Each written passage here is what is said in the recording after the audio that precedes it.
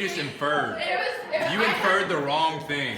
I never lied. It was crazy. So, and we pull up to after dinner because we went to dinner with my family, and Trace's freshman thing is going on. So I thought Claire was going there. Michelle was hanging out with Reed, and Austin's like, "Let's go have our game night with Reed and Michelle." So I was like, "Okay, that's a likely story. That makes sense."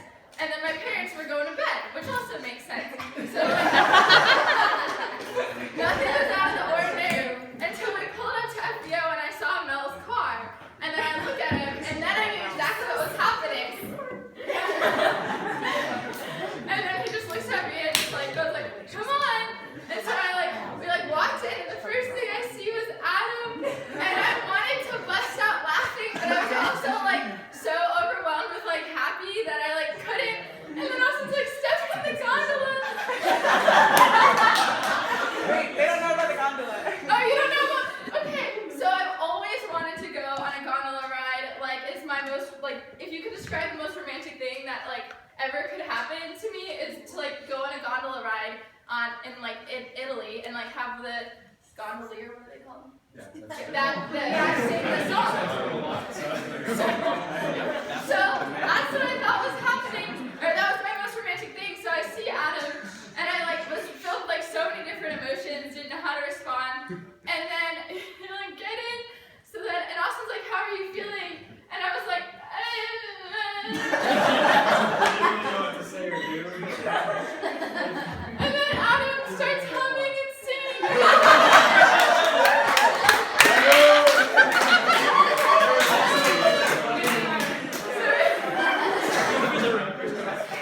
So, and then Austin made what are they called? Italian buildings out of craft paper and stuff with pictures out of all of us. So I was trying to look at the pictures. I was "Oh, this is so sweet." But then I hear Adam, and then so I was so many mixed emotions. And I was "Oh." And I was what did Austin have to do for Adam to dress up like that? I don't think he's just that great. And then we stopped and we get off on the gondola, and there's if you know in A Street how there's the stage, or not A Street, in the 316 Center there's the stage. Well, there's a table in front of the stage. So he brings me up on that, and he grabs my hand, and I was "Oh my gosh, this is happening. This is it. The moment that I've dreamed of since I was a little girl." So then my face starts twitching, and I'm trying to smile, and I was trying too big that my cheeks were twitching, and I knew this was coming, but not prepared at all, not thinking about it.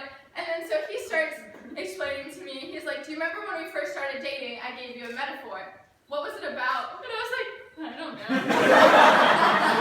It was the night that I asked you to be my girlfriend. Okay. I gave a specific analogy. Which was 2 years ago. It was 2 years ago. So it was really sweet. And so let me back to the metaphor. Austin's got this part, because I was just a little flustered. I'll give you the gist, but you can explain it better than I could. You give the gist. Okay, so love is like a fire. And first there's Okay, I'll do it quick. I know the second part. Yeah, so it's building a relationship is building a fire, and then the first steps is preparations. You have to be sure you're in the right place. It's location to build a fire. You're not going to do it in the middle of a field. You do it in a fire pit or something. And then next would be foundation. So with a fire, you surround it with stones or rocks, but I guess a relationship on a rock, on Christ. And then next would be, I guess, the spark and applying that to tinder, and you said you know the rest. You said something, not just physical attraction, just attraction about you. And then you said something, I was at first attracted to the way you love people. I feel like I'm skipping something. Okay. And then you're skipping details, little details. Part of the metaphor. And then he went to quote a Song of Solomon verse that was strictly about love at the end of the chapter, and he remembered the first 2 words, but then forgot it after that. I'll FaceTime her after. And so you can FaceTime this to her. Who is it? I think it's probably Sarah. She's the only person that called me yet.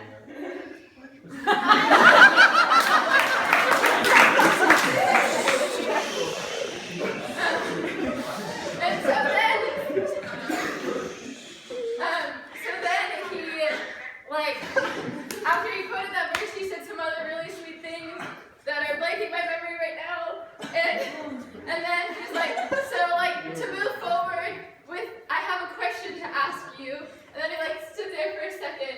Panics. I wasn't panicking, I was getting the ring on my phone. And then he like opened the ring and he said, will you marry me? And then I just like hugged him. Or then I like looked and I said yes, and then I hugged him.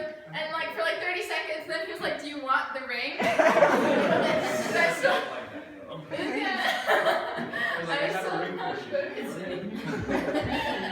and then he put the ring on my finger. And then, in that process, there was a lot of clicking sounds that were Claire, Mel, and Michelle. Where's Michelle? Where'd that? Oh, hi. I didn't see you. Andrew's taller than you. And so, yeah. Then they came running, and Reed and Riley and who else was there? Adam. Oh, he was like the star of the show. Yes. What did you break? The ring box. Second down 5. I was fiddling with it in my pocket. And then we took pictures, and then they said we have to come here, and Austin drove me in a lot of circles. So, They still almost beat us here. really? Yeah. Because you took the I took the shortcut Because you're an idiot. You